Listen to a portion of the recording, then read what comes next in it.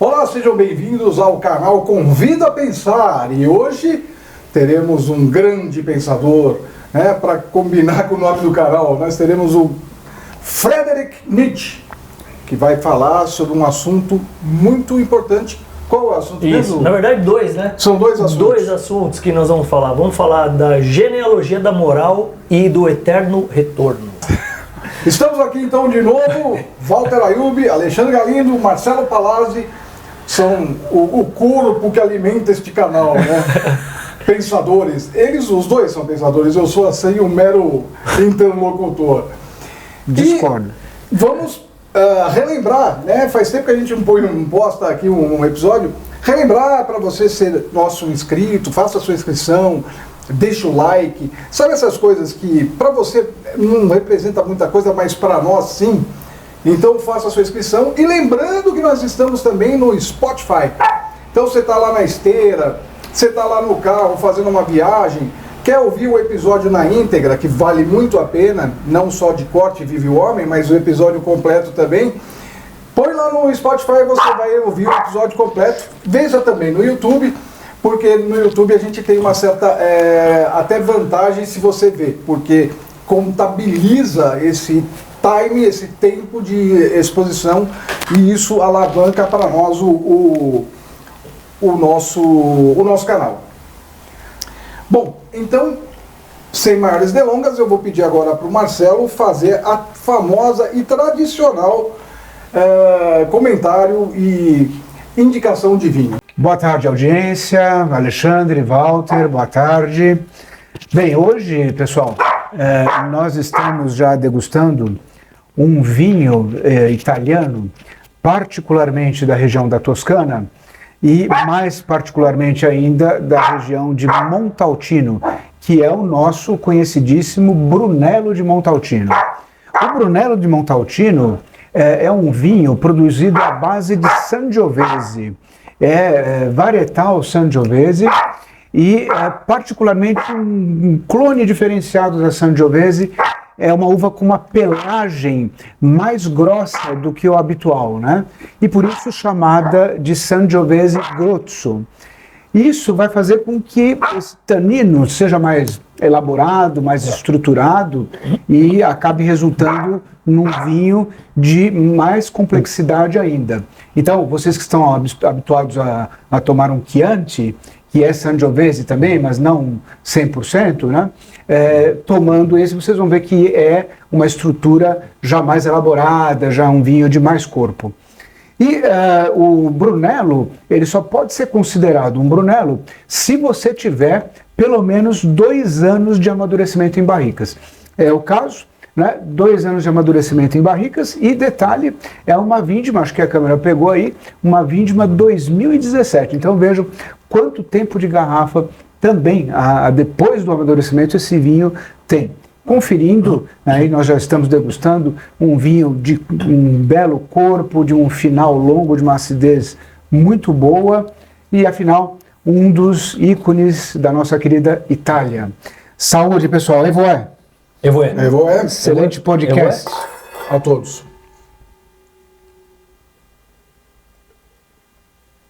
Muito bom mesmo, hein? Bom, pessoal, lembrando, mais um lembrete, né?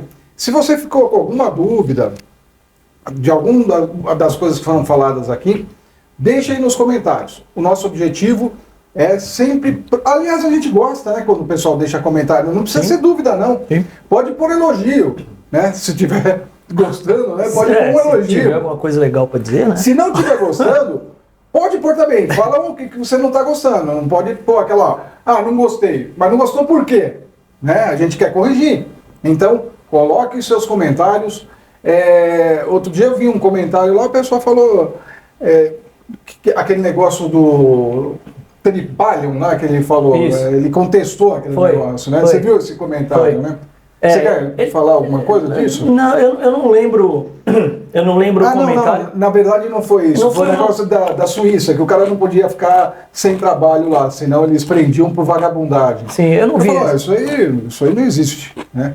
Não existe hoje, né? Não existe hoje, mas naquela época existia. Mas existiu naquela época, sim. Bom, então vamos começar. Quem que vai abrir aqui? Quer abrir? Eu vou falar do contexto histórico primeiro. Contexto histórico. Vamos não tá esquecendo, a gente está há um mês aí. Faz tempo que a gente não grava, então o roteiro ficou meio que na... Vamos falar sobre o contexto histórico. Com vocês, Alexandre. Procuraremos fazer com que isso não aconteça mais, essa ausência, né? Isso. Eu pensei que era o Valtão esquecer. Pedimos desculpa aqui pelo meu Valtão. Boa tarde. Para nós aqui, boa tarde. Para você, pode ser bom dia, pode ser boa noite. Hoje vamos falar do Friedrich Nietzsche, que é um cara sensacional, é um dos grandes filósofos, até um cara que virou um filósofo pop, né? O filósofo mais pop que existe é o Nietzsche. Ele tem camiseta, aliás, eu tenho a camiseta do Nietzsche, e os caras começaram a lançar todo tipo de leitura, de literatura de aeroporto, quando Nietzsche chorou, tem filme, tem um monte de coisa com o nome dele. Ele se tornou um filósofo pop.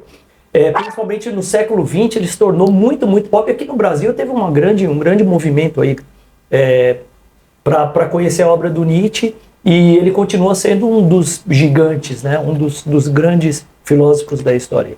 Mas vamos lá, só para dar um contexto rápido da época que ele viveu. Nietzsche vai nascer em 1844, numa cidadezinha alemã chamada Rocken, que eu não sei como pronunciar, R-O-C-K-E-N, Rocken, na Saxônia. E ele é filho de um pastor luterano e de uma senhora chamada Francisca, que é uma dona de casa, como era comum na época, né? E era esperado que Nietzsche fosse fazer os estudos cristãos, luteranos, e fosse se tornar um pastor também mais para frente. O Nietzsche, quando ele tem por volta de 5 anos de idade, o pai dele vai morrer, e isso é muito emblemático, é muito sintomático. O pai dele vai morrer de uma coisa que foi chamada de amolecimento cerebral na época. É uma coisa meio obscura, ninguém nunca teve muita certeza do que era isso. Fato é que Nietzsche vai ter um problema gravíssimo mental no final, nos 10 anos finais da vida dele, e que pode ter sido hereditário ou não, se atribui a sífilis, se atribui a uma questão hereditária. Fato é que não se tinha conhecimento para se diagnosticar a doença do pai que o matou. Tem gente que diz que o pai caiu da escada, bateu a cabeça antes de morrer. Isso é uma polêmica. Se você tiver alguma informação diferente também disso, você me fala aí. Enfim, até hoje não se tem um diagnóstico, nem mesmo do Nietzsche, na verdade, né? E quanto mais com o pai dele. Fato é que o pai dele morre quando Nietzsche, o Friedrich, né, o nosso filósofo, tem 5 anos de idade, e já no ano seguinte, o irmãozinho do Nietzsche, um carinha chamado Ludwig Joseph Nietzsche, vai morrer também criança. Ele é menorzinho do que o Nietzsche ainda, ele é mais novo, e o Nietzsche vai ficar, ele e a irmã dele, e vão ficar morando com a mãe. O Nietzsche vai começar a fazer os estudos dele, eles vão mudar de cidade, eles vão para uma cidade chamada Naumburg, que é uma cidade maior um pouco do que Rocken, e aí, daí, a partir de alguns anos, o Nietzsche vai começar a fazer os estudos dele. Quando ele vai escolher ir para a faculdade, ele vai fazer uma escolha diferente da que era esperada. Se esperava que ele estudasse teologia, mas ele vai estudar filologia clássica, que basicamente, para quem não sabe, é assim, não filosofia, filologia, que é um estudo de línguas antigas, principalmente grego. Então ele vai estudar muito textos gregos antigos, então ele vai ser um filólogo, que não é bem uma coisa com a qual ele vai se identificar a vida toda, mas ele vai estudar isso. Muito bem, estamos aí por volta de 1865, mais ou menos, quando ele vai para Leipzig para estudar. Então ele vai deixar a mãe, vai deixar a irmã, que estão lá em Naumburg, ele vai para Leipzig para estudar essa filologia clássica. Quando é mais ou menos ali pelo ano de 1868, ele finalmente vai conhecer o Wagner, que é o Richard Wagner, o grande compositor, que vai ser uma grande influência na vida dele, vai ser uma figura paterna, já que ele perdeu o pai quando era pequenininho, né? Tinha 5 anos de idade. Ele vai ter uma grande amizade com o Wagner, que vai ser rompida depois de alguns anos, isso em 1868. 1869, que é o ano seguinte, ele vai conseguir ser professor universitário na Basileia, na cadeira de filologia mesmo, que é um grande feito para um cara que tinha aí 24 para 25 anos de idade. Ele não tem ainda um doutorado que ele precisaria ter para dar aula nessa universidade, e o doutorado vai ser concedido a ele mesmo assim, mesmo ele não tendo feito todos os estudos referentes a esse doutorado. Vai ser entregue um doutorado para ele, porque ele era considerado um prodígio na época. Isso em 1869. Ele vai ficar na universidade de 69 até 79, quando ele vai pedir uma espécie de uma aposentadoria por invalidez. Ele sempre teve muitos problemas de saúde, visão, passava 100, 150 dias por ano com enxaquecas debilitantes, tinha problemas estomacais, intestinais, que vai levar esse cara a usar diversas drogas durante a vida para ver se alivia. Ele chegava a fumar ópio, um monte de coisa. Então ele foi realmente muito acometido por doenças terríveis a vida inteira. Em 1870 ele vai se alistar porque vai haver a Guerra Franco-Prussiana, né? 1870, 1871. Ele vai se alistar como médico auxiliar do exército prussiano. Embora ele não tivesse mais a cidadania prussiana, ele teve que abrir mão da cidadania prussiana para poder trabalhar na Basileia como professor, porque na Suíça, né? Então ele vai ser um médico auxiliar, vai ser infectado lá pelos doentes na guerra com difteria, ele vai ter disenteria, vai ter vários problemas de saúde, que já era debilitada, vai voltar para a Alemanha, vai voltar para a Suíça, desculpa. E a partir de 1879, que é quando ele resolve sair da universidade, ele vai viver uma vida de errante. Errante assim, ele vai receber uma aposentadoria, uma pensão durante 6 anos. A universidade fala para ele, nós vamos te pagar 6 anos de aposentadoria, de pensão, depois isso vai ser renovado por mais 4 anos, se não me engano. Mas ele vai receber uma pensão que, se não é grande coisa, não dá para ele viver com luxo, dá para ele viver de certa forma confortável, porque ele vai viver em várias cidades aí. Ele vai para Nice, ele vai para Turim, que vai causar uma grande impressão, né? Ele vai para várias cidades e ele vai ficar vivendo em hotéis, vai ficar mudando de cidades. 1881 é chave para o que a gente vai falar hoje, pelo menos a parte que eu vou falar. 1881 ele está em umas montanhas em Sils Maria, que é na Suíça. Primeira vez que ele foi lá para Sils Maria, ele fica encantado com o cenário ali dos Alpes. E do lado de uma pedra piramidal ele vai ter, não vou chamar de revelação porque não é uma coisa mística, mas ele vai ter um insight de escrever sobre o eterno retorno. Se você for hoje lá em Sils Maria, nessas montanhas, você vai ver que tem uma pedra piramidal e ela tem uma placa prateada que está lá escrito aqui, neste local, em 1881, Friedrich Nietzsche teve o insight, ou teve a ideia do conceito do eterno retorno. Está lá registrado até hoje, tem uma placa, tipo essas placas de monumento da prefeitura que a gente tem aqui.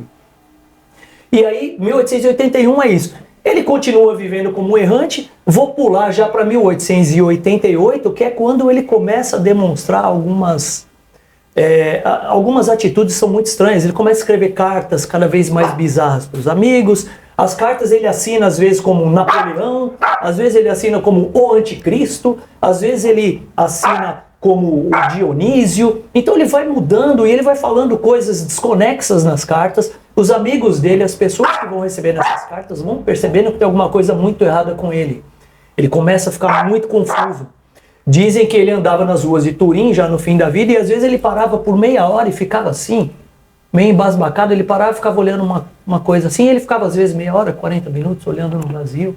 Dizem que ele chegava a ficar com um sorriso no rosto durante 4 dias, ele começava a rir de alguma coisa e ele levava 4 dias rindo da mesma coisa. Ele não estava bem. Fato é que em 1889, no ano seguinte, o melhor amigo dele, que é o Franz Overbeck, que mora na Suíça, vem correndo para Turim, porque ele vai presenciar uma cena bizarra. O Nietzsche ele está em Turim, ele está numa praça central de Turim, uma cidade que ele adorava, e ele presencia um cocheiro chicoteando um cavalo. E ele, compadecido por esse cavalo, ele começa a chorar, ele agarra o pescoço desse cavalo, é muito, muito triste, o final da vida dele é muito triste.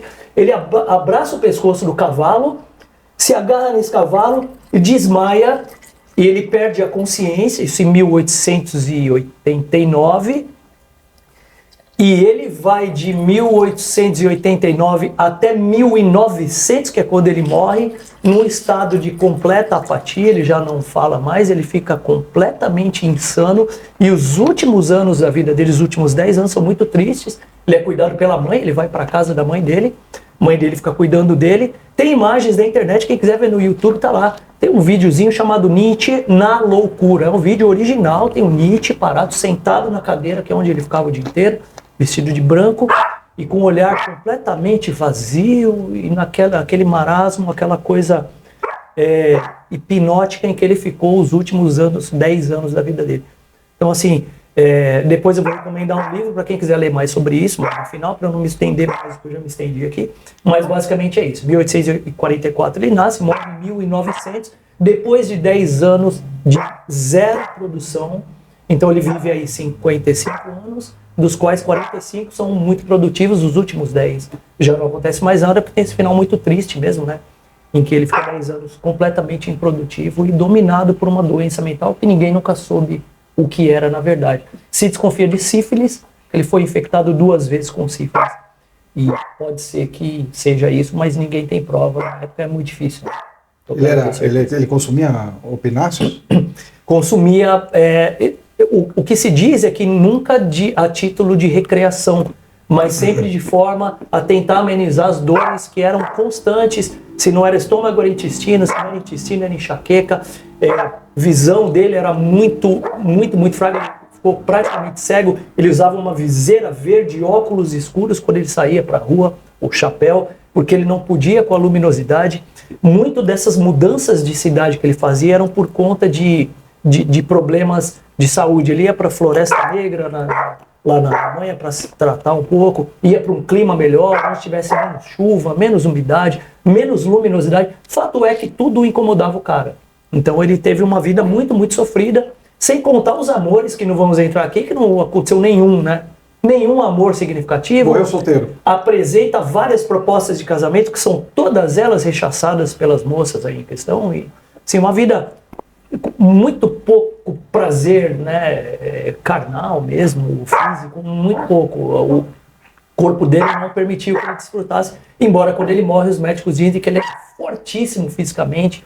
Os caras começam a medir cabeça, mede o tronco, dizem que ele é musculoso, compleição forte. É engraçado, né? É um cara forte, mas um cara acometido por várias doenças. Então acho que é isso. A doença não poupa ninguém, né, meu? Não poupa, né? E alguns menos ainda do que outros, né? Então, nenhuma vitória e nenhuma fama. No finalzinho ele fica muito famoso nos últimos 10 anos, quando ele não pode aproveitar disso. Quem vai aproveitar vai ser a irmã dele, mas isso é uma outra história, né? Marcelo, quiser passar para o nosso querido...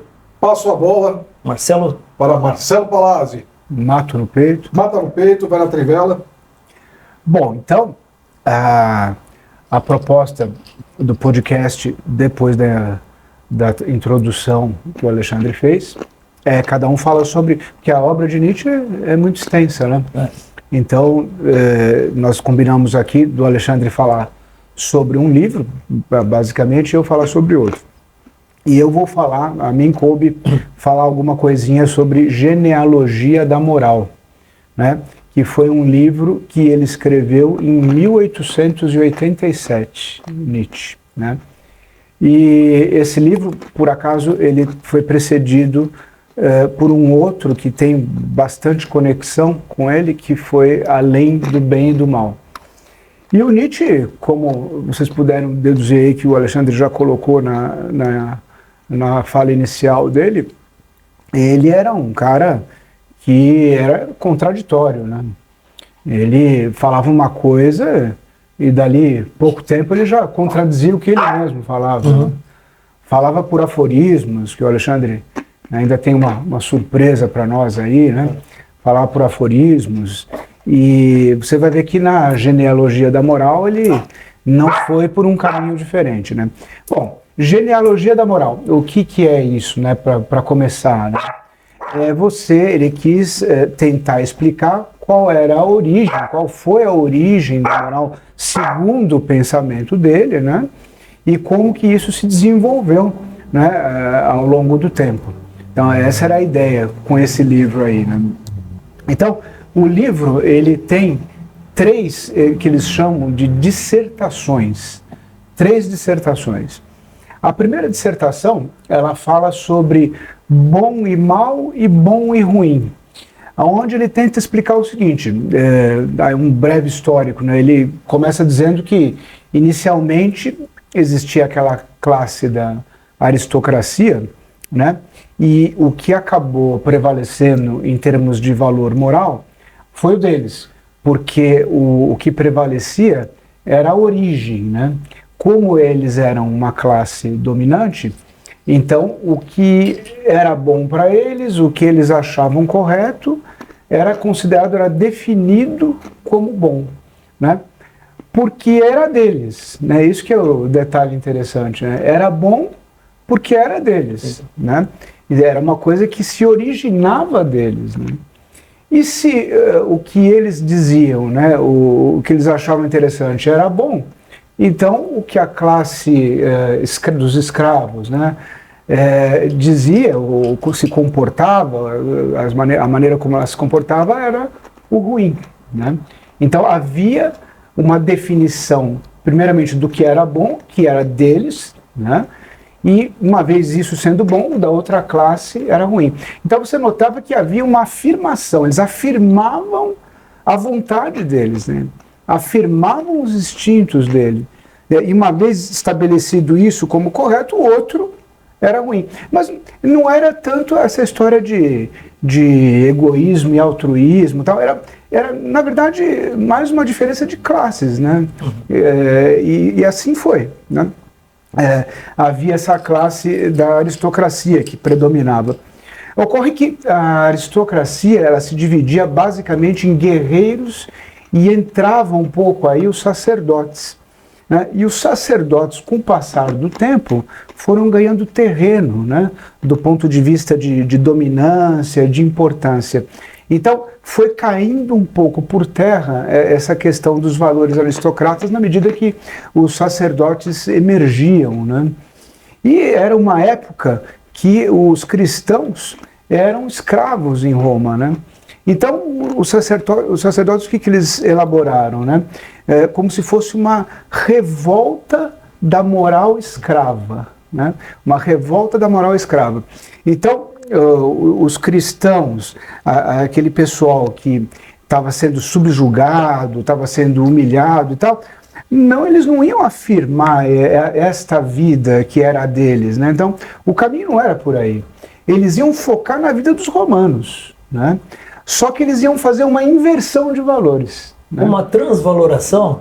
Ainda não. Ainda não? Ainda não. Boa. Daqui a pouco. Depois dessa. Boa. O cara tá esperto. Cara, transvaloração. O cara tá esperto. Deixa eu pegar o dicionário aí, né? Transvaloração, boa, ainda não. Aliás, longe disso, hein? Longe disso, porque a gente está falando da moral cristã, né? Que é o inverso. Bom, então os romanos, a gente não vai pensar numa vida ruim, humilhante, onde a gente está sendo jubilado, vamos focar na dos romanos, só que os romanos estão fazendo isso com a gente, então isso não é bom, né? Isso não é bom. É um ressentimento isso, você diria? Bom, eu diria, Tá bom. eu diria, né? Tá bom. Eu acho que é. Os romanos estão fazendo isso, então isso não, se o que eles fazem e a maneira como eles agem não é bom, nós somos a coisa boa, nós fazemos o bem, nós somos a parte boa. Então eles definem primeiro o que é ruim, né, para depois definir o que é bom. Então eles não afirmam a própria vontade, né, os seus próprios instintos, né, eles reprimem os próprios instintos e vão tentar reprimir o do outro também, né? Uma reatividade. Exatamente, quer dizer, quem é o corpo dominante aqui são eles, mas o que eles estão fazendo não é bom. Se não é bom, nós somos as pessoas boas. Então, e aí eu vou parar um pouquinho, porque essa é só a primeira dissertação, e ele se antagoniza muito com aquele cara que inicialmente era amigo dele, que era o Paul Ré. Né? Eu não sei pronunciar em alemão como você. Né? Eu engano. Ludwig Karl Heinrich Ré. Agora depois você traduz em alemão o que eu falei. Né? Eu preciso aprender primeiro. Traduz em alemão essa besteira. Eu posso vergonha aqui, não. Mas o Paul Ré, né? Uhum. E eles eram amigos inicialmente, mas depois eles começaram a divergir. E uma dessas questões foi exatamente essa, né? O Paul Ré acreditava numa evolução darwinista da moral. E acreditava que havia pessoas egoístas e altruístas, e assim, ele era meio pessimista, né? Achava que tinha muito mais egoísta do que altruísta. Enfim, e Nietzsche achava que isso era mais do mesmo, né? Que no fim todo mundo era egoísta, né? Depois até a gente vai discutir um pouco sobre isso. Então ele divergiu disso, né? Para começar a criar a ideia dele sobre moral, né? Eu vou parar um pouquinho nessa primeira dissertação e vou jogar para você, Walter. O que você acha da ideia de Nietzsche, né?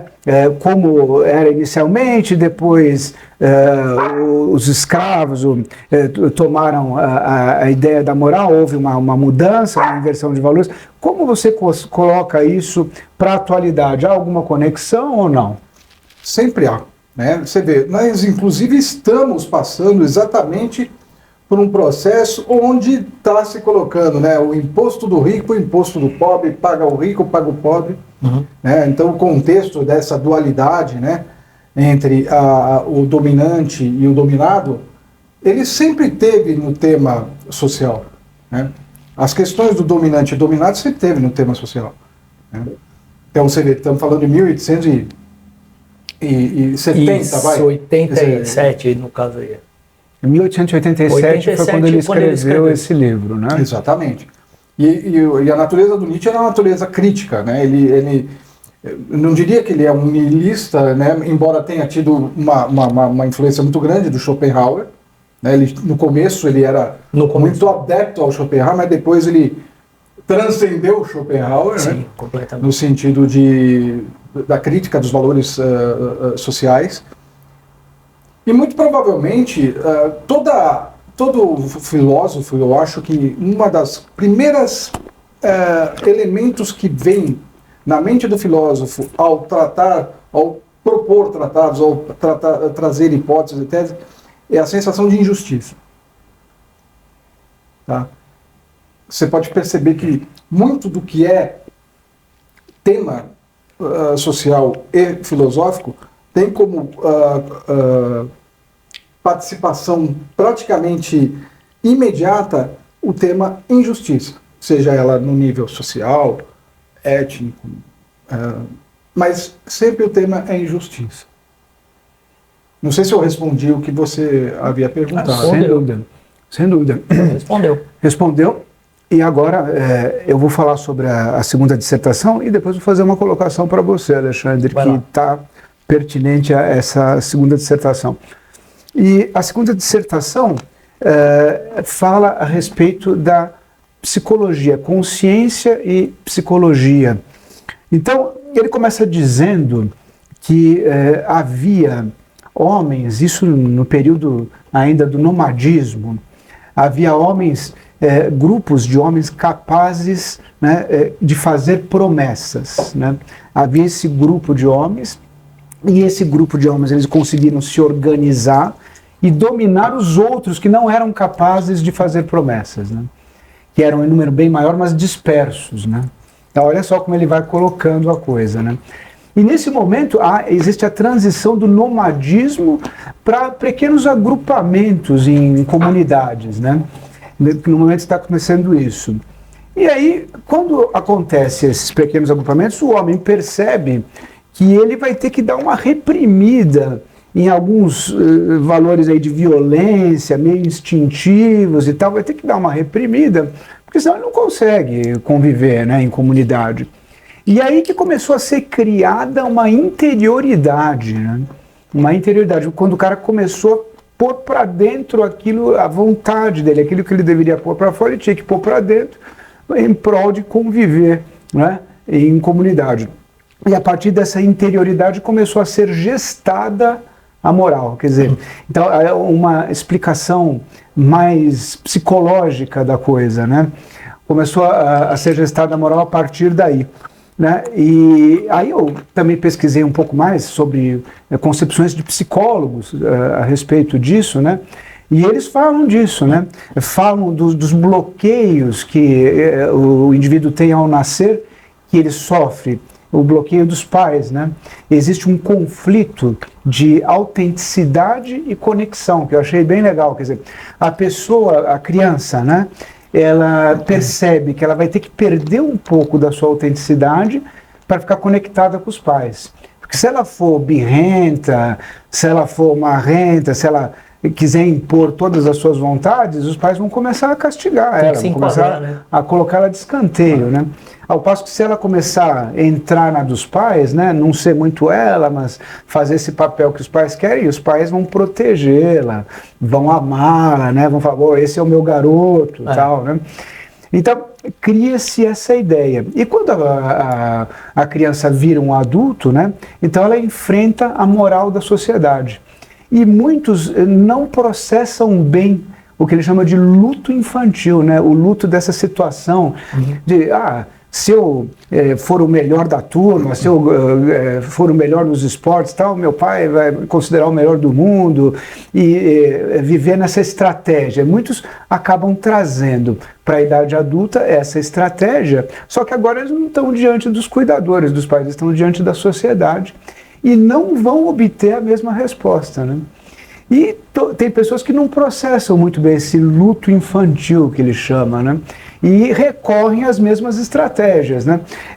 Bom, então eu não vou exprimir minha vontade, eu vou reprimir um pouco aqui, mas em prol disso eles vão me valorizar, eles vão dar isso, vão dar aquilo, e isso não acontece, né? E aí surge o indivíduo ressentido, né? É aquele que é preso às estratégias do passado, cobra da sociedade aquilo que ela não pode dar e, ao mesmo tempo, ele não consegue expressar, né, a sua vontade, os seus instintos, né? Então, mais ou menos a explicação do ressentimento. E aí ele define, né, primeiro ele dá aquela definição na primeira dissertação que eu falei, que era moral dos senhores e dos escravos, e agora ele fala de boa consciência e má consciência, né? A boa consciência é daquele que afirma a sua vontade, os seus instintos, ele se expressa. E a má consciência é daquele que reprime, né? É aquele que vai pensar numa maneira alternativa e tal, né? Então, essa mais ou menos é a ideia da segunda dissertação. Pergunto para você, Alexandre, tem gente ressentida hoje? Opa. Como é que é o esquema aí do dia a dia? Cara, esse ressentido que você falou aí, trocando em miúdos, é o mimado, né? Esse é o mimado, não é? Assim, o mundo não me entende, o mundo não me responde da forma que eu gostaria que ele me respondesse, né? Esse é o mimado, né? A gente, no dia a dia, chama de mimado. É o ressentido. Claro que tem gente ressentida. Eu acho que gente ressentida, eu vou na mesma linha da resposta que o Walter deu pra você. Gente ressentida sempre teve, né? Agora, quando o Nietzsche fala dos ressentidos, ele dá um exemplo, ele fala muito dos cristãos, né? Ele coloca o cristão, você já foi lá em Roma, tal, agora na tua primeira intervenção, já foi lá em Roma, tal, os romanos, né? Você falou que os cristãos eram escravos. Claro, qual a conclusão que é chegada pelo ressentido? O ressentido está falando, ele criou até um mundo além desse, onde vai valer a pena ele sofrer aqui. Então, por que ele é ressentido? Ele vai dizer, eu sou dominado, eu sou esmagado por uma outra casta, por uma outra classe social que me oprime, mas não tem problema. Não fica assim, não. Não fica assim, porque você, para poder contar nosso querido, né? Não fica assim, viu? Não fica assim, porque tudo vai fazer sentido, né? Tudo vai valer a pena um dia. Tudo que você está passando aqui, então assim, quanto mais você sofrer, maior vai ser o teu galardão ou a tua recompensa no além-mundo, né? Tem um mundo depois desse, tem um mundo mais perfeito que esse aqui. Então assim, vale a pena. Aliás, eu diria que é um grande investimento você ser um ressentido aqui, que a tua recompensa do outro lado vai ser muito maior do que qualquer questão física, financeira, monetária que você possa aferir nesse mundo aqui. Então, claro que tem muita gente ressentida. A gente vê o tempo todo isso, todos os dias você vê gente ressentida, né? Eu trabalho com muitas pessoas durante o dia, você também, eu até mais, porque cada aula que eu dou tem várias pessoas. Não estou falando mal dos meus alunos, mas o que eu estou querendo dizer, eu lido com muitas pessoas e cada pessoa, a gente já conversou sobre isso nós dois, cada pessoa se sente única, né? E eu entendo que se sinta única no universo. Cada pessoa se sente única. Então, assim, cada pessoa vai olhar para você e vai dizer, escuta, mas você não me contemplou nessa atitude X que você teve. Assim, eu estou tentando contemplar todos. Agora, se eu não conseguir atingir você, pode ter sido um descuido da minha parte, mas você precisa ver que eu estou lidando com muitas pessoas. Pode ser, a probabilidade é que você seja muito ressentido e você queira uma atenção especial que eu teria que dar para todos eles e estou tentando fazer. Então você percebe que às vezes a pessoa ela quer ter uma atitude especial dirigida a ela. Isso nada mais é do que um ressentimento. Hoje o professor deu uma aula, estou falando da minha vida, né, do meu dia a dia. O professor deu uma aula e ele abordou um assunto lá que... Eu vou dar um exemplo, não foi comigo, mas eu já vi um exemplo de professora que falou sobre racismo. Ela estava fazendo um comentário sobre racismo durante a aula e uma mãe de uma aluna veio até a escola e disse: a professora fez um comentário sobre racismo e ela estava acusando a minha filha de ser racista. E a escola disse: como é que ela mencionou sua filha? Não, mas eu sei que ela estava falando da minha filha. Sim. O fato da senhora achar que ela está falando para sua filha, eu já acho assustador, né? É assim, o que a senhora mesmo pensa da sua filha para dizer que a professora está falando sobre racismo e está querendo acusar a sua filha disso? Assim, precisamos investigar, mas você percebe, a pessoa está falando, a professora está explicando um conceito geral e a pessoa tem uma pessoa que se sentiu ofendida com isso. Não, ela está falando isso para mim, não é possível. E leva isso para frente, a ponto de chegar e reclamar na escola. Isso nada mais é do que um ressentimento, né? E a pessoa talvez até se acusando de alguma coisa. É estranho, né? Uma situação esquisita. Então, para responder rapidamente, ressentimento sempre teve, sempre existiram ressentidos. E esse é o cara que olha do lado e se compara, né? E não estou dizendo em qualquer nível intelectual, nível financeiro, nível de beleza física, não importa. A pessoa olha e se compara com o outro, se acha imediatamente inferiorizado e se torna um ressentido. O ressentido é uma pessoa que tem baixa autoestima, eu diria, né? Pessoa que olha para si próprio como um inferiorizado em algum aspecto da vida. E aí eu trago, desculpa Marcelo, aí eu trago de novo o injustiçado. Percebe como a injustiça ela é uma alavanca motora de muitos movimentos filosóficos e comportamentais? Sim. Ou a injustiça real acontecendo, ou a pessoa se sentindo injustiçada. E por qual régua também, né? Exatamente. Porque a questão de justiça... Só para dar um exemplo, Walter, não querendo te cortar, mas assim... quando uma criança morre num acidente...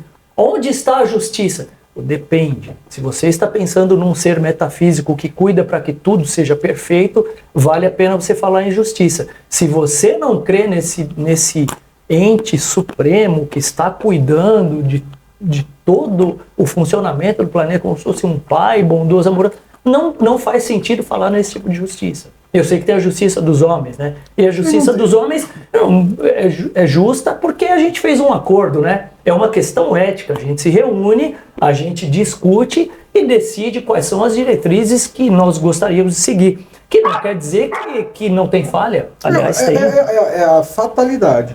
A fatalidade é um fenômeno estatístico. De um contingente, por exemplo, vamos falar de cachorro, de um contingente de cachorros que esteja nascendo, um percentual deles terá uma boa vida dentro da casa, acolhido como filho. E um grande percentual deles vão sofrer nos seus primeiros anos de vida, talvez nem anos, meses.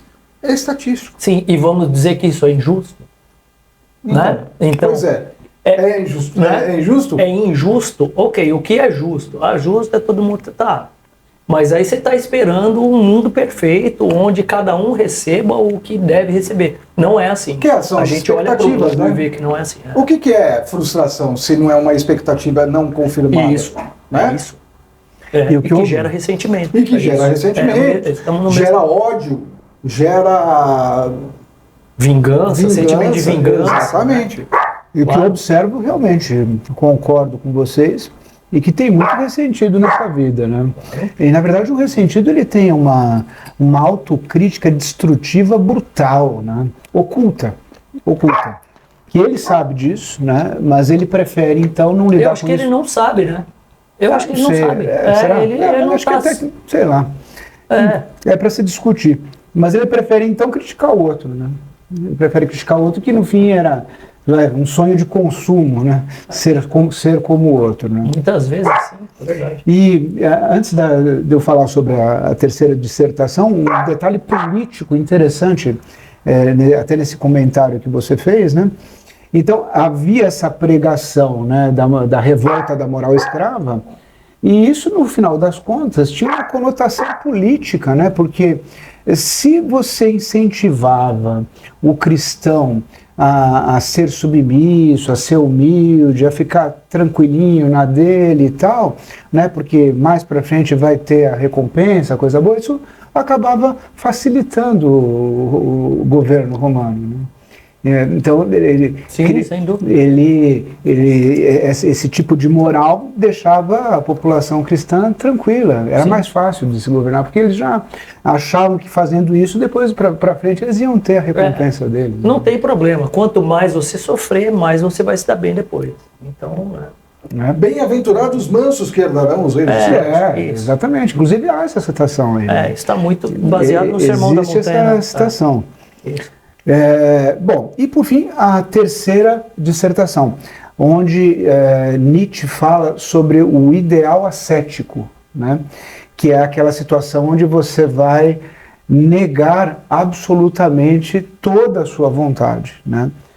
Você tem que negar a sua vontade para depois transcender lá, né? E aí que, voltando àquela fala inicial da contradição de Nietzsche, né? Primeiro, ele é vorazmente contra o ideal ascético, porque Nietzsche, de maneira geral, prega que nós devemos o quê? Afirmar a nossa vontade. Afirmador da vida. Afirmar a vida. Onde ela está, né? Afirmar o que nós pensamos e agir como nós pensamos, né? Então, o ideal ascético foi, inclusive, inicialmente condenado por Nietzsche, porque, você está abrindo mão da sua vida em função de alguma coisa que está por vir, de alguma coisa transcendental, né? Você está sujeito a se tornar um indivíduo ressentido, como a gente acabou de falar, né? Se você não vai exteriorizar a sua vontade, isso vai ficar reprimido dentro de você, isso vai gerar consequências ruins, né? Como a gente já discutiu aqui, né? Isso pode significar, segundo ele, na argumentação dele que o ideal ascético é ruim, né? Isso pode significar uma dificuldade de lidar com problemas, né? Vou suprimir toda a minha vontade, né? Vou entrar no estado zen aqui, porque assim fica mais fácil, né? Pode indicar uma inabilidade de lidar com problemas e com a realidade. E ele apontou também a possibilidade de surgimento de grupos de domínio, como ele cita o sacerdote ascético, né? Então ele vem com essa pregação e consegue dominar um grupo de pessoas, como ele dizia lá na segunda dissertação que eu comentei, do grupo de homens capazes, né, sabedores de fazer promessas, né? Então com isso eles conseguem exercer o domínio. Mas, por outro lado, aí a coisa andou um pouco e Nietzsche deu um passo atrás e acabou aceitando a possibilidade de um ideal ascético, né? Tanto que, no final, ele afirma, né, que para o homem entrar no campo da extramoral de Nietzsche, né, dele, que é a extramoral, que é aquela situação onde você contesta todos os valores morais existentes e cria o seu, né?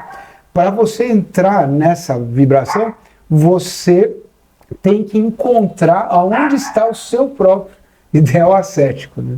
Que isso acaba sendo, né, um ideal ascético, né? Quer dizer, você vai então negar tudo que está ao seu redor e vai fazer exteriorizar aquilo que tem dentro de você, que acaba sendo um outro tipo de ideal ascético. E ele acabava prezando isso, a ideia do ideal ascético, porque trazia elementos importantes para isso, que era o autodomínio e a disciplina, que eram pontos importantes disso daí, né? Bom, com isso eu termino a terceira dissertação e basicamente é a ideia desse livro, né, da genealogia da moral. Muito bom. Eu só queria pegar uma palavra que eu lembro que o Walter usou aqui, que é niilismo, né? Ele era um niilista. Eu só preciso fazer uma uma explicação muito rápida, que é o que significa niilismo para o Nietzsche, porque o Nietzsche ele perverte a palavra niilismo. Então, se você sabe o que é niilismo, se você for, como o Clóvis fala, se for no ponto de ônibus ali, né, e perguntar para alguém o que é um niilista, a pessoa se tiver algum lastro, né, ela vai dizer assim, olha, o niilista é uma pessoa que vive a sua vida sem valores superiores. Esse é o niilista. Ele não crê em nenhum valor superior que vai pautar a vida dele, a forma como ele vai viver. Para o Nietzsche é exatamente o contrário. Então, se eu pegar um livro do Nietzsche, você vai num aforismo em que ele fala os niilistas, ele perverte a palavra e ele não tem nenhum cuidado de te avisar isso. Ele vai chamar de niilista o quê? Vou dar talvez 2 exemplos. O cristão. O cristão é um niilista, porque ele crê em valores superiores. Você vai falar, então, mas o niilista não é o que nega? Sim. O que o cristão nega? Nega o mundo dos corpos, nega o mundo dos encontros, nega o mundo que é o único que a gente conhece. Ele nega o mundo que ele está. Ele vai dizer que um comunista, a sociedade sem classe, esse cara é um niilista. Esse cara está crendo num valor superior. Entendeu? Então é isso que ele vai dizer niilista. Só para avisar para quem for meio desavisadamente ler o Nietzsche e falar, oh, mas o que esse cara está querendo dizer com niilista? Que não é o que eu conheço. Não é mesmo. Ele inverte, ele usa a palavra do jeito que ele resolveu usar. Porque se o niilista é um negador de valores superiores, para ele é o contrário. O niilista, para ele, é um negador da vida que existe, que está aqui no dia a dia. É isso que ele vai falar. Foi bom você ter falado do niilismo, né, como a negação de valores superiores, né? Diferente do negacionista, né? O negacionista, ele nega completamente todos os preceitos, tudo. Ele ele nega evidências. Ele nega evidência. Ele nega o que está presente já na cara dele. Consolidado. Né? Diferente, né? Porque pode fazer uma... Né, eu vou dar uma amarrada nisso tudo e vou colocar a abertura para você falar do seu livro, que eu acho que, já que você tocou no assunto do livro... Um aforismo só eu vou falar, na verdade. Certo. Mas, enfim, para você falar... Antes de você falar aforismo, dá um exemplo de aforismo. É tal pai, tal filho? Não. Um aforismo é assim, ó... O Nietzsche, ele escreve por aforismos, então ele não é um texto como você está acostumado a ler, com começo, meio e fim. São frases soltas que vêm na cabeça dele e ele escreve essas frases em estado bruto. Ele não passa isso por um filtro e ele não vai rebuscar o que passou pela cabeça dele. Então, assim, o que chega no subconsciente dele, ele escreve imediatamente do jeito que ele recebeu. E são frases soltas, assim, muitas vezes sobre o mesmo assunto, mas assim, de novo eu preciso recorrer ao Clóvis, né? O Clóvis de Barros vai explicar muito bem, ele vai dizer, se você pega um pensador como Kant, por exemplo, tudo está em gavetas diferentes. Eu quero saber o que o Kant falou sobre a sociedade, a moral, a ciência. Você abre essa gaveta, tá lá, cara, tá tudo muito bem explicitado. Eu quero saber o que o Kant falou, tá lá num capítulo, num livro e tal. No Nietzsche, ele dá um exemplo muito legal. Ele fala que a filosofia do Nietzsche é como um novelo de lã, que se você puxar uma ponta, vem tudo junto. Então, eu quero um livro do Nietzsche que fale sobre... Esquece. Todos os livros do Nietzsche falam sobre tudo misturado, tudo ao mesmo tempo. Então, ele não tem um cuidado, embora fosse um grande professor, não tem um viés professoral na hora de te passar... o cara vomita os aforismos dele e você se vire para entender, como esse exemplo que eu falei do niilismo e do amor fati. Que ele fala, você tem que crer no amor fati. E não diz o que é, ele não vai parar. By the way, amor fati significa... Não explica. Ele joga o conceito são frases, e você se vira. Sentenças ou pensamentos que não vão ter o seu sentido imediato quando você lê. Você tem que refletir, pensar a respeito. Tem. É o convido a pensar. Exato. Isso, e tem que assistir o nosso podcast. Exatamente. Né? E tem o que o Clóvis chama... aqui é mastigado, né? Aqui a gente dá mais... Sim. E tem o que o Clóvis chama de as chaves do castelo. As chaves do castelo de Nietzsche. Por exemplo, essa explicação que eu dei de niilismo é uma das chaves para você entrar no castelo do pensamento deles. Não entra. Não entra. Você vai meter uma chave do niilismo do jeito que você sempre ouviu falar, do ponto de ônibus, não abre a porta. Você tem que saber que o niilismo para ele é outra coisa. Então daria até um jogo de computador essa vida do Nietzsche. Porra, se daria. É uma boa ideia aí. Não sei se ia vender, Desculpa, mas... Marcelo, eu queria... Não, tranquilo. Não, só para finalizar a questão do niilismo, tem a palestra do Roberto Machado, que eu achei bem interessante. Roberto Machado. E ele faz uma subdivisão didática, até pelo pensamento de Nietzsche mesmo, né? Uma subdivisão bastante didática e interessante do niilismo, né? E até cronológica, né? Então ele começa falando a respeito do niilismo negativo, né? O niilismo negativo é esse do Nietzsche, esse mais conhecido, né? Que você nega os valores existenciais agora, nega a vida em favor do que vem para frente, do além, etc., né? Esse é o niilismo negativo. Depois, na sequência, até cronológica, né, do niilismo negativo, vem o niilismo reativo, né, que é o que a gente estava até falando antes, batendo um papo aqui antes do podcast, né, que esse surgiu na época da Revolução Francesa, na época que a ciência, o progresso em função da ciência começou a aparecer, então aí começou a haver a morte de Deus, como ele dizia, né? Que nada mais é que o homem passar a acreditar mais no progresso, na ciência, do que nesses outros valores, né? Então, esse é o niilismo reativo, quer dizer, você reage contra aquele niilismo negativo e agora tem um reativo, progresso e ciência. Vamos nessa, né? E depois existe o pior deles, né? Mas são 4 ainda, estou no terceiro. Depois existe o pior deles, que é o niilismo passivo, né?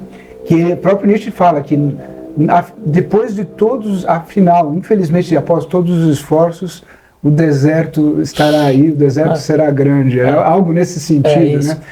Que é o pior de todos, onde o homem, diante do universo desorganizado, infinito, que não dá bola para você, zoneado, e em função da ideia da finitude humana, né?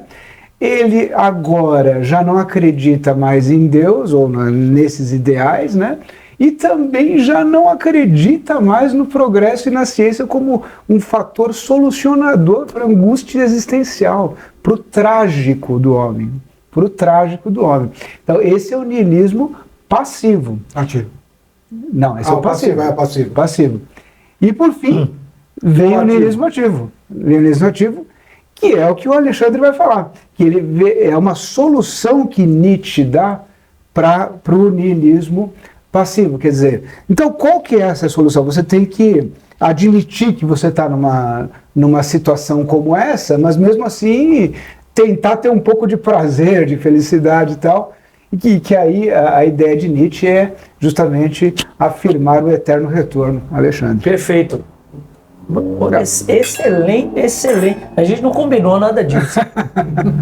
É verdade. Excelente. Se você não colocasse o niilismo naquele momento, eu ia falar depois, não ia dar tão certo.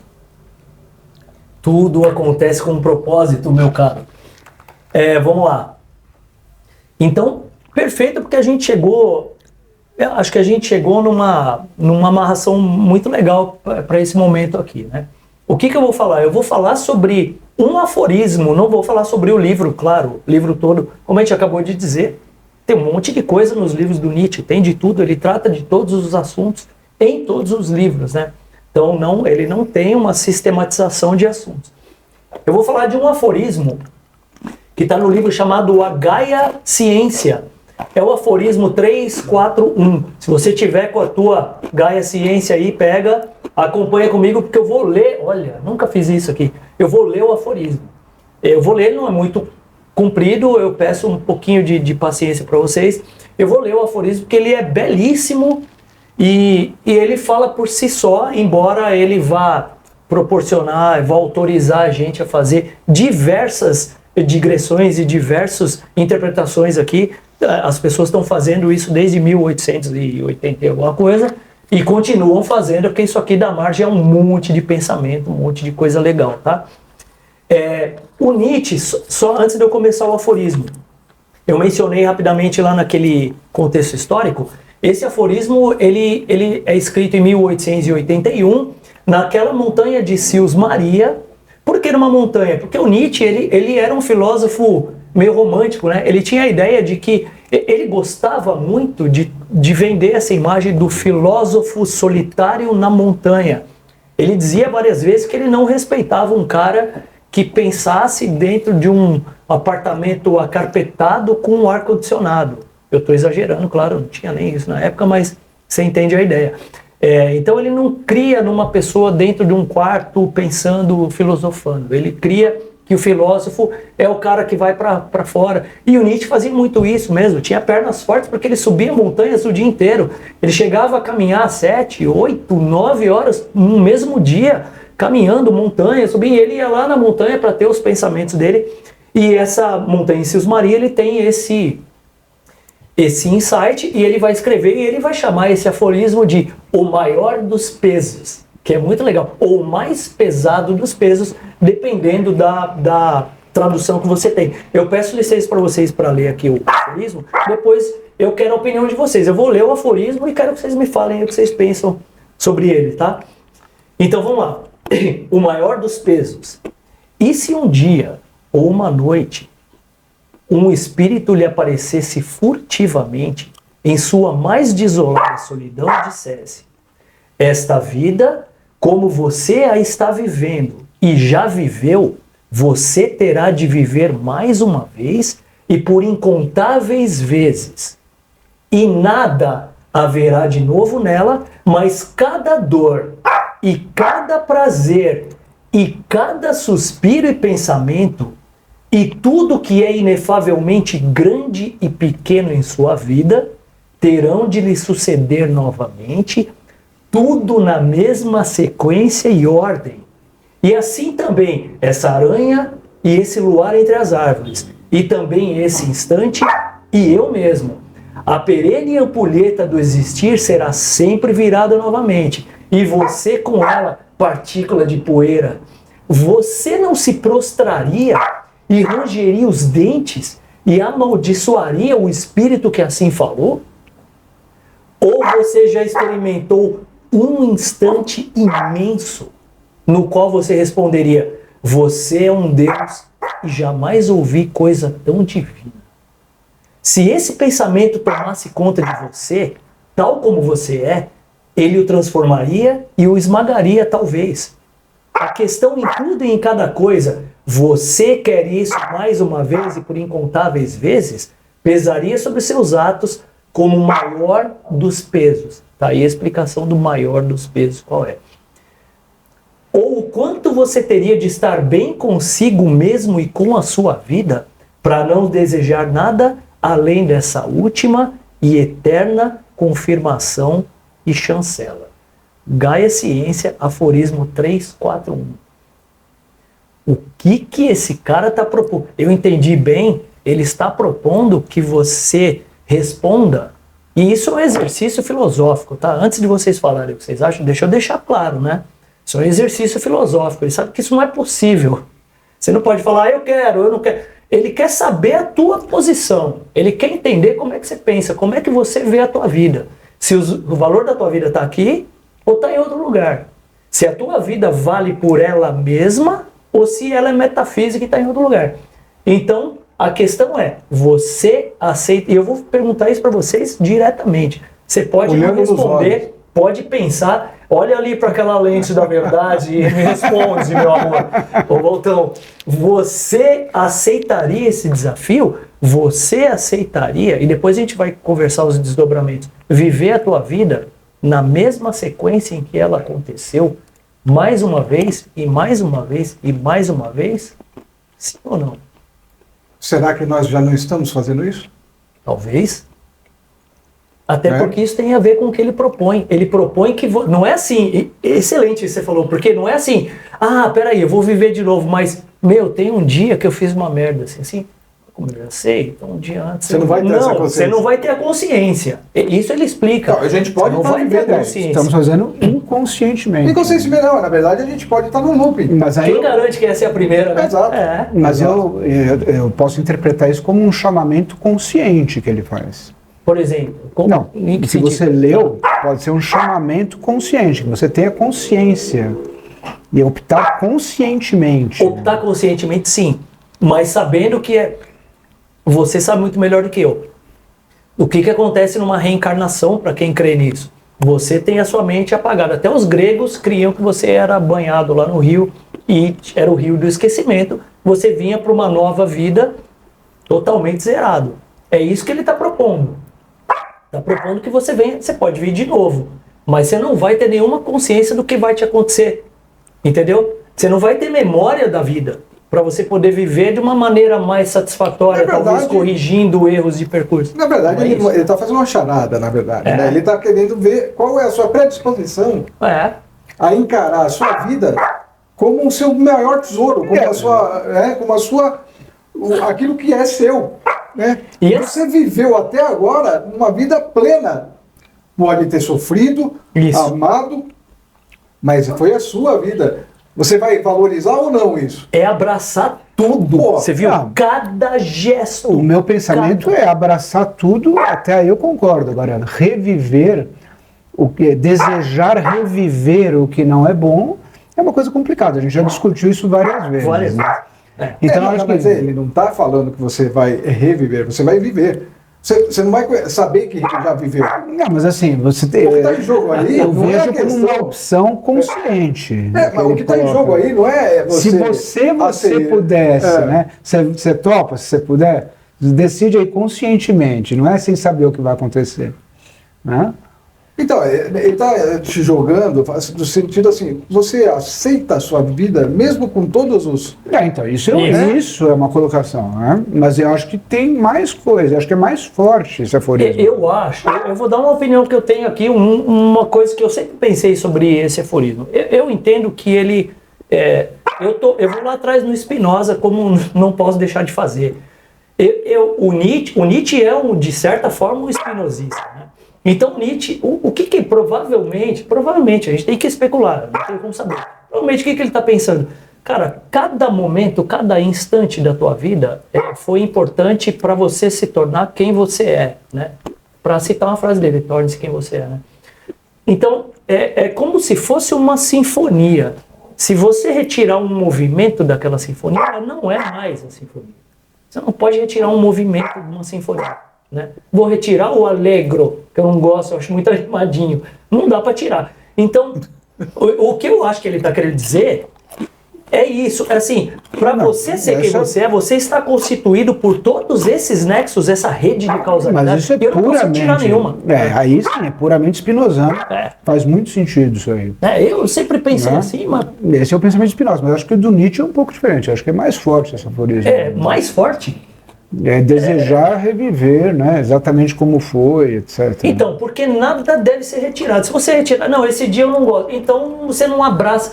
O que ele tá... Vamos ser sinceros. É aquela encruzilhada, assim, do tipo assim, você vai viver de novo essa vida no sentido assim, você valoriza a vida que teve, você... Então, esse é um outro sentido. Né? Porque se você falar assim, eu aceito reviver ipsilitris do que eu vivi. Quer dizer que você ama a sua vida. Você sublimou, aí é onde vem a sublimação. Cara, aí é um estado ataráxico, cara, como eu nunca vi, sabe? Estoico ataráxico. Acho que mais do que isso. Porque ele vai evoluir para o amor fati. Que eu não vou entrar hoje, mas o amor fati é amor ao destino, amor pela vida. Ou seja, não é você aceitar tudo que te aconteceu, é muito mais forte, como você diz. É amar cada segundo. Cara, mas mas é muito mais forte, mas muito mais... É amar isso. Eu acho muito mais palatável isso daí. O amor fati. Né? O amor fati é a conclusão disso aqui, eu acho. O que vier para você, você tem que encontrar uma maneira, né, de amar intensamente. Não é de aceitar, hein? E de viver cada segundo inteiro. Aí eu compreendo isso. Pensa no pior dia da tua vida e fala, queria viver isso de novo. Quem consegue dizer não? Mas aí você vive ele de novo. Tudo bem, mas aqui, mas aqui estamos falando de uma escolha, né? Não, você pode não ver, porque cada dia é diferente, até sobre as concepções de Nietzsche. Eu entendo o que você está dizendo, perfeito. Mas assim, de certa forma já passou, vai. Vamos dizer, um dia horrível, uma doença, e o dia seguinte vai ser um pouco diferente. Claro que você carrega isso, claro, como causalidade, claro. Mas assim, passou. Eu digo, aquele dia agudo, daquela cólica renal, você quer de novo? Né? E eu tive várias, eu posso falar. Né? Você quer? Assim, eu não quero. A cólica renal, A gente não quer a dor, a gente não quer nada que simbolize ou que efetivamente seja ruim. Mas fez parte da sua vida. Mas fez parte da vida. Tenta querer. Fez parte da vida. O que o Nietzsche está propondo, Valtão, é o contrário não é uma retrospectiva de aniversário. Sabe, uma retrospectiva, hoje em dia acho que nem faz mais. Sabe assim, vamos ver o vídeo da retrospectiva da vida do Marcelo. Só tem coisa legal ali. Não tem o Marcelo no hospital com cólica renal. Não tem na retrospectiva. Então assim, ele não quer uma retrospectiva. Quer uma retrospectiva verdadeira, não só de momentos, né, felizes e agradáveis. Ele quer todos os momentos, os piores possíveis e os melhores. Aí entra a questão do Sartre, né? Que a gente é o que a gente conseguiu, né? Colher aquilo que fizeram com a gente, né? Sim. Não importa o que a vida fez de você, mas o que você fez com o que a vida fez de você. Então, o grande, para mim, por exemplo, a grande questão do viver é o desafio de viver. Isso. E sabe qual eu acho que é a questão prática? Vamos dizer, tudo isso é muito legal filosoficamente discutir. Eu tenho uma questão prática que eu tento fazer e, claro, obviamente não consigo, mas tento. Sabe o que é? Eu acho que isso pode ser prático para a tua vida a partir de hoje. Sabe qual? Por exemplo, cara, eu vou comprar essa ideia de que eu vou viver essa vida de novo. A partir de hoje, cara, cada segundo da tua vida, você vai pensar melhor antes de fazer. Se você vai ter que viver de novo, você precisa pensar antes de fazer. E aí você já está mudando. Aí você tá... Agora eu estou dando um sentido prático. Aí você está sendo puramente espinosando. Você está evoluindo no gênero de conhecimento. Sim, exatamente. Mas você percebe por que eu chamo o Nietzsche muito de espinosando? Porque eu acho que tem muita... Se você transportar esse pensamento para a ideia de Spinoza, fica perfeitamente compreensível. Mas eu não sei se é bem isso que ele quis dizer. Você acha que eu estou transformando o Nietzsche no Spinoza? Assim é ótimo de entender dessa forma. Né? Eu acho legal. Agora, eu não sei se ele quis dizer isso exatamente. Eu também acho que não, mas eu acho que a filosofia está aí... Não, acho que não, eu também não sei. Mas eu acho que a filosofia está aí para a gente fazer misturar uma coisa com a outra e ver o que serve para a tua vida, né? A filosofia, qual é o significado da palavra filosofia? É amigo da sabedoria, ou amante da sabedoria.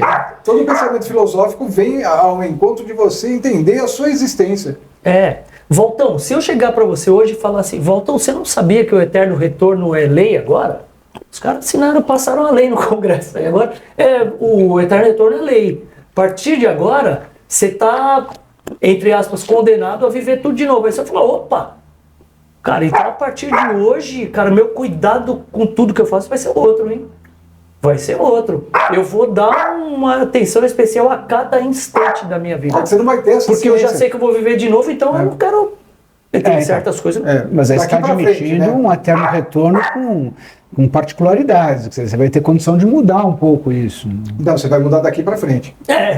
Não vai mudar o que já foi, mas você ficou sabendo hoje. Então a partir de hoje você tem que fazer. É interessante. Às vezes muda, mas vai mudar. Isso aí é interessante porque ele está falando o seguinte, você vai viver tudo que você viveu. Só que ainda você tem mais 40 anos pela frente.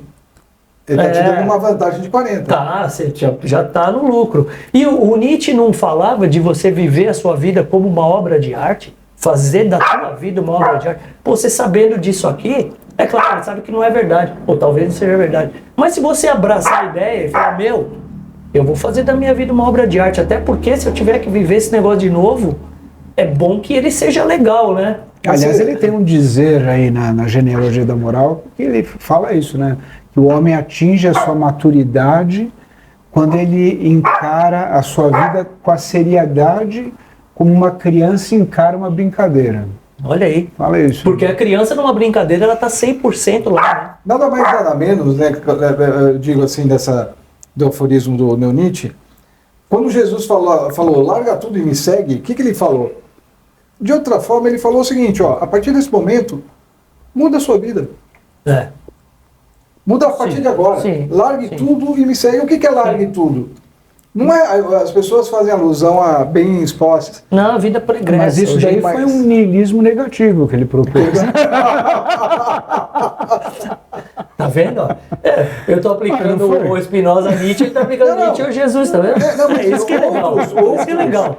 Outros filósofos Tabelinha, também Jesus, Nietzsche, Spinoza de cabeça. outros filósofos já trouxeram essa mesma mensagem, de forma diferente, claro, do tipo, você está no comando, ou seja, daqui para frente é você que pode, é o que você tem para mudar. É isso. Assuma com maestria qualquer coisa que acontecer na tua vida, é Exatamente. isso. Assume. Aí sim. Sabe que é tua, Tafarel? É É, tua. assume. Você falou, se você soubesse que você vai voltar, você faria direito, mas você não vai saber. Então, pelo menos o cara está te dando a dica de que você vai ver a mesma vida. Pô, se eu não viver a mesma vida, então vou faz coisa daqui legal. para frente, Tem que ser legal. eu vou querer o melhor para mim. E de novo o que você falou, lembra Sartre, né? Que Sartre dizia, bom, nós somos totalmente livres. O problema é que as pessoas não querem se responsabilizar por isso. Né? Liberdade é compromisso. Exato. Claro. Eu quero deixar, não sei, acho que estamos talvez encerrando, de minha parte estamos Da minha encerrando. também. Eu só quero deixar uma última frase que é de um livro do Dostoiévski, eu não vou lembrar qual é o personagem, não sei se é do Humilhados e Ofendidos, pra gente falar dos Ressentidos, mas o Dostoiévski é um cara que o Nietzsche leu muito bem, e o Nietzsche famosamente disse, o Dostoiévski é a única pessoa com quem eu aprendi alguma coisa. Nietzsche era um cara modesto. Com quem eu aprendi algo. E eu me lembro muito bem que tem um personagem do Dostoiévski que eu não lembro quem é, que diz assim, que é maravilhoso, tem tudo a ver com o que a gente está falando agora. Ele fala assim, e é um cara desgraçado mesmo, no pior sentido, um cara que sofre, um cara humilhado pela sociedade, um cara, um coitado assim, um cara que está na rabeira mesmo da sociedade. E tem um momento do livro que ele tem, eu não lembro exatamente assim, mas ele tem um momento feliz e ele fala assim, cara, então, ele fala, então é isso. Ele fala assim, um instante de felicidade é suficiente para justificar uma vida toda. Tá, para mim tá bom, para mim pode fechar a conta. Cara, que é maravilhoso, né? Então o cara fala, para justificar uma vida inteira, um instante de felicidade é suficiente. Justificou, minha vida valeu por esse instante. Todos os outros foram horríveis. Você percebe? Então, de novo, dá para abraçar a ideia do Nietzsche se você entender que, cara, eu tô apanhando, cara, tive um momento, é o que o Nietzsche fala no aforismo, lembra? Ele fala, você já teve um instante, ele fala isso, você já teve um instante tão imenso, tão intenso, que você gostaria de parar, cara, que a vida parasse ali naquela hora, e você gostaria de viver aquilo um pouco mais, né? É isso que o cara tá falando no livro do Dostoiévski. Ele fala, cara, esse instante valeu a minha vida. Se eu não tiver mais nenhum, já valeu. E acho que pode ser até pior, né? Porque você pode até nem ter esse. Né? Então, por isso que o cara, nem esse. Por isso o cara ficou tão feliz de ter esse. O cara pode né? ser desgraçadamente desgraçado do começo ao fim. E mesmo assim, ele tem que lidar com maestria com isso. Né? Tinha um filme antigo que me dava uma angústia toda vez que eu via, que é aquele O Elixir de Lorenzo. Não sei se vocês lembram desse filme. Não vi. A criança nasceu com uma doença que ela sentia dor o tempo todo. Dor. E o pai levou em vários médicos e nenhum médico, o cara estudou a doença até a última instância para descobrir um elixir que fazia com que o filho acalmasse. Ele ficou... o filme todo é a busca da cura do filho, né? E às vezes o pessoal fala, né, aprovação para os pais, né? Aí vem todos os arcabouços da religião e da própria sociedade, né? Na tentativa de explicar os porquês. Por isso que eu falo, boa parte do que é estatístico. Entendeu? Sim. Né? É difícil as pessoas aceitarem que, né, de milhões de anos formaram a vida. Né? Sempre tem um contexto inteligente na questão e a gente até hoje tenta achar, né, ou melhor, manter a questão do design inteligente. Né? Embora já tenha, né, muito falado sobre isso na teoria do evolucionismo. Mas eu nem sei por que eu falei isso, mas vamos lá. Só para completar, Stalin já dizia, uma morte realmente é uma tragédia, mas 1 milhão de mortes é estatística. Ele falava isso. Aí fala. Sabia o que estava falando, né? E sabia o que estava falando. Se tem alguém que sabia o que estava dizendo, era ele, né? O cara que tinha doutorado nisso aí era ele. Pô, isso acabou comigo, bicho. Eu falei de estatística o tempo todo aqui. Dica de livro. Dica. Eu vou dar uma dica vou sair um pouquinho do Seis Comum. O Seis Comum é eu falar da Gaia Ciência. Falei, né? Gaia Ciência, que é da onde eu tirei esse aforismo 341. Mas eu quero falar do Eu Sou Dinamite, que é o nome da biografia do Nietzsche. Eu acho que o nome da escritora é Sue Prideaux, alguma coisa assim, mas enfim, Eu Sou Dinamite, I Am Dynamite, que é uma biografia maravilhosa. Eu já li umas 3 vezes e cada vez que eu leio eu percebo coisas. Ela não somente trata dos dados biográficos do Nietzsche, como ela entra nos dados conceituais mesmo, ela entra nos conceitos. É muito legal, recomendo a todo mundo que tenha curiosidade em conhecer a obra do Nietzsche. E a obra do Nietzsche não pode ser de forma alguma descolada da vida dele, então vai ser muito instrutivo, muito educativo, muito elucidativo você ler a biografia, porque tudo o que ele falou tem muito a ver, né, com as coisas que aconteceram na vida dele. Fala bem das mulheres quando está querendo cortejar a Lu Salomé. Quando a Lu Salomé dá tábua nele, ele fala que mulher é inferior, então ele vai muito movido pelas paixões mesmo. Então eu vou nessa. Eu Sou Dinamite, que é a biografia do Nietzsche, a última que eu li. E da minha parte, o principal é a genealogia da moral, obviamente. E como eu disse na minha fala, o que antecedeu a genealogia da moral foi Além do Bem e do Mal, e até como o Alexandre falou, ele fala de diversos assuntos em todos os livros, né? Uhum. Mas esse está bem conectado com a genealogia da moral, então Além do Bem e do Mal é legal. E também, assim falava Zaratustra, tem conceitos que a gente acabou aplicando aqui no nosso podcast, que também é um livro bastante interessante, vale a pena. Mais hermético, né? Mais legal. Eu diria para ler o Zaratustra depois de você ler uns 4, 5, 6 livros. Lê ele no final, né? Porque ele é hermético. E outros já falam, né? Outras pessoas nesse meio, não, você tem que começar pelo Zaratustra. Enfim, eu discordo. Eu acho que o Zaratustra é hermético, ele é fechado, ele é cheio de simbolismo, né? Muito difícil, muito difícil. Eu acho, quem lê primeiro o Zaratustra eu aplaudo, porque é difícil. Mas é o mais pop, né? É o mais pop. Leia Camões também. Eu tentei, não desisti. Aqui não é português. Bom, então nós vamos ficando por aqui. Espero que vocês tenham gostado do nosso episódio de hoje sobre Nietzsche. Se quiser mais informações, deixe aí nos comentários. Nós teremos o maior prazer em trazer para vocês esse episódio aqui. Lembrando, né, se você gosta desse assunto, é um fã de filosofia e de pensamento em geral, faça a sua inscrição, porque você vai receber as notificações quando a gente postar novos episódios. Mas para que isso aconteça, vai lá naquela sinetinha e marca na sinetinha do recebimento da notificação, tá bom? Deixa seu like, deixa sua inscrição, deixa o dinheiro lá. Não, ainda não dá para deixar o dinheiro. Né? Mas se quiser, a gente arranja um pix para você. Tá bom? Vamos ficando por aqui. Alexandre? Valeu. E mais uma coisa. E deixem sugestões. Isso. Deixem sugestões. Que se a gente gostar, a gente faz. Exatamente. Então, um abraço para vocês. Até o próximo episódio. Tchau, galera! Obrigado. Tchau, valeu.